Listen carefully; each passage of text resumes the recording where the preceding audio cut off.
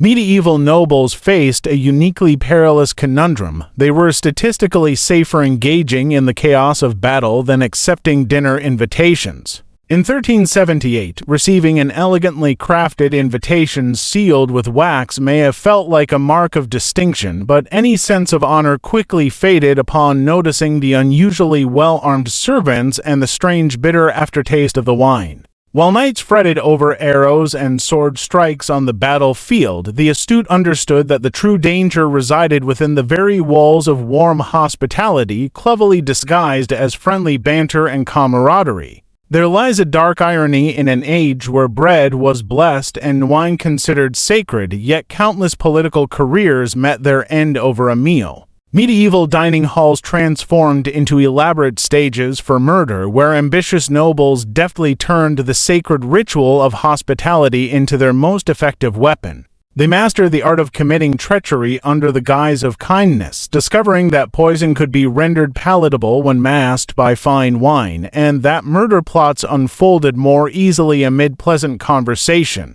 Here, every lavish feast became a potential Last Supper, and each toast could echo as the final sound heard by a victim.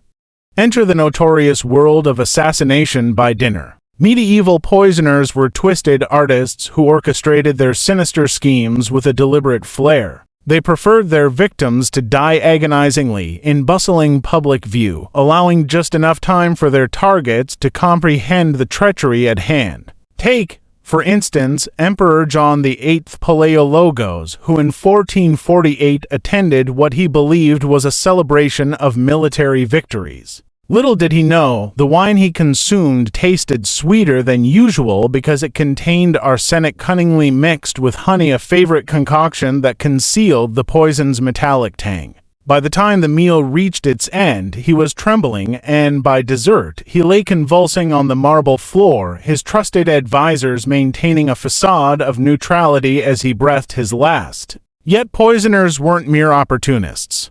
They were strategic artisans who recognized that the timing of their deeds was crucial. Cardinal Giovanni de Medicis learned this harsh lesson in 1521 when his political adversaries sought to thwart his papal aspirations. They chose the year's most significant banquet, a feast celebrating a new alliance, to serve him wine laced with cantharidin, a deadly Renaissance favorite derived from arsenic and the blood of beetles. As he spent his final hours violently vomiting blood, he desperately feigned composure, attempting to maintain his diplomatic image as his organs succumbed to the poison. In France, the art of poisoning became an exact science. In 1354, Charles V sought to eliminate his brother-in-law, the Count of Iro. The royal chefs prepared a sumptuous dish, roasted peacock stuffed with herbs soaked in mercury. The Count, blissfully unaware of his impending doom, complimented the seasoning even as his nervous system began to fail. He would die 3 days later, still extolling the virtues of the very meal that had sealed his fate.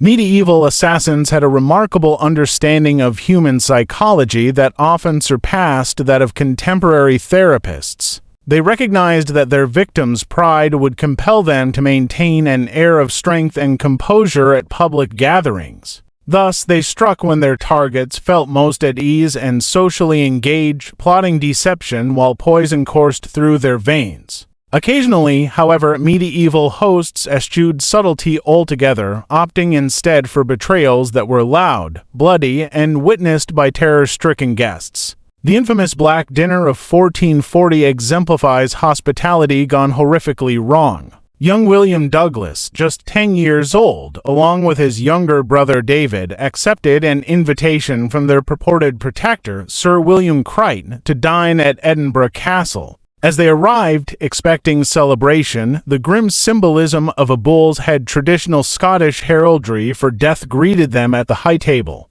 Before the brothers could fully understand their fate, Crichton's men seized them, while the horrified guests remained frozen in place.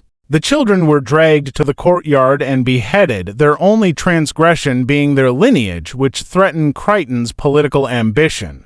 The remaining diners resumed their meal in a stunned silence, acutely aware of what awaited those who dared to cross their host. Scotland was not unique in its lethal feasts. In 1461, King Edward IV of England invited the Earl of Devon and his son to a gathering that was supposedly a peace offering after years of civil strife. The Earl should have recognized the ominous signs, the close proximity of armed servants, and the conspicuous absence of other nobles, but he did not. Before the main course concluded, Edward's soldiers encircled the table, executing father and son before they had a chance to sip from their half-empty goblets. Weddings were particularly treacherous.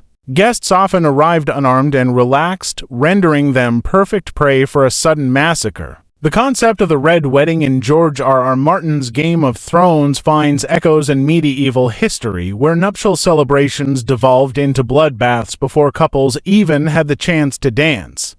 Brides became widows and grooms turned into corpses before the festivities could begin. Medieval nobles became adept at reading table settings with the same vigilance that soldiers brought to battle formations, understanding that surviving a feast required the same tactical acuity needed to endure a siege. The paradox of medieval feasting was cruel. The closer you sat to your host, the more likely you were to depart in a coffin. Consider the perverse relationship between King John of England and the noble William de Braose in 1208. De Braose had once been John's staunch ally, sharing countless meals and heartfelt conversations about kingdom politics. However, when de Braose's wife dared to question the suspicious circumstances surrounding the death of John's nephew, the king resolved that their bond needed to be severed. He invited the de Braoses to a reconciliation feast in Coff Castle under the pretense of clearing the air over good food and wine.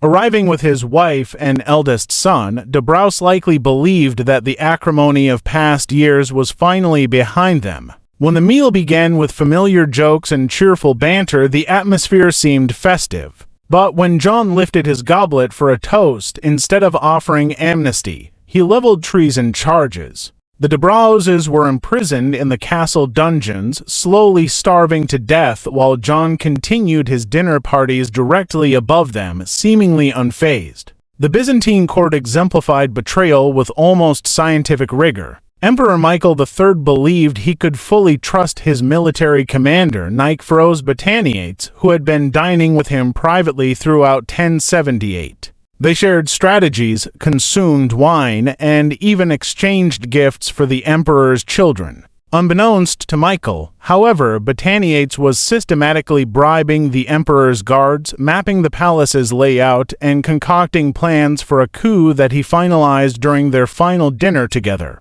Within weeks, Michael found himself dethroned by the very person who had broken bread at his table. Medieval nobles understood that trust was a dangerous luxury.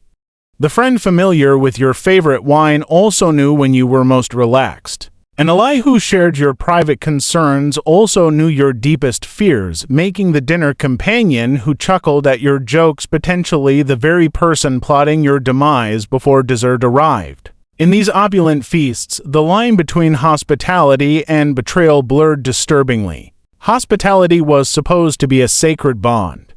Once a guest partook of someone's bread and salt, they were under that host's protection. This beautiful tradition fostered a sense of trust that rendered guests dangerously vulnerable to treachery. Harald Hardrada, the towering Norwegian king, learned this lesson to his detriment in 1066, though not in the manner most remember. Famous for his military prowess, Harald had survived numerous encounters by maintaining a discerning distrust of others. However, when Earl Tostig invited him to a private strategy meeting disguised as a feast, Harald's vigilance waned. He believed the customs of medieval hospitality would shield him once he entered Tostig's hall.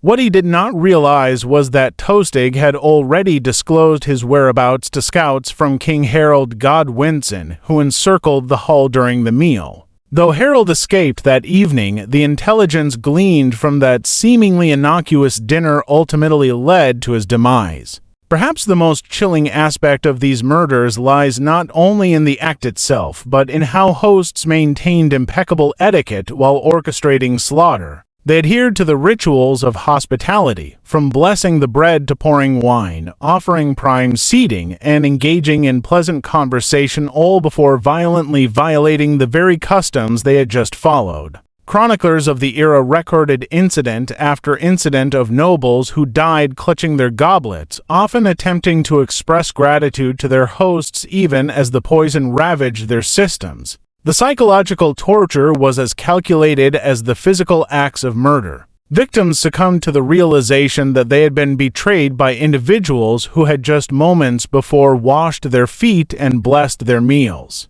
By the conclusion of the medieval period, accepting a dinner invitation required a bravery akin to charging into battle. In stark contrast to combat, where one could see their enemies approaching, in the realm of feasting, danger lurked behind every smile. The Renaissance courts inherited this medieval paranoia regarding food, resulting in elaborate tasting rituals that continue to echo in diplomatic protocols today. So, the next time you raise a glass at a dinner gathering, consider that the medieval nobles of yore would have envied your innocent trust. They lived in a world where every toast was laden with the potential for betrayal, where every shared meal could signal a looming Last Supper.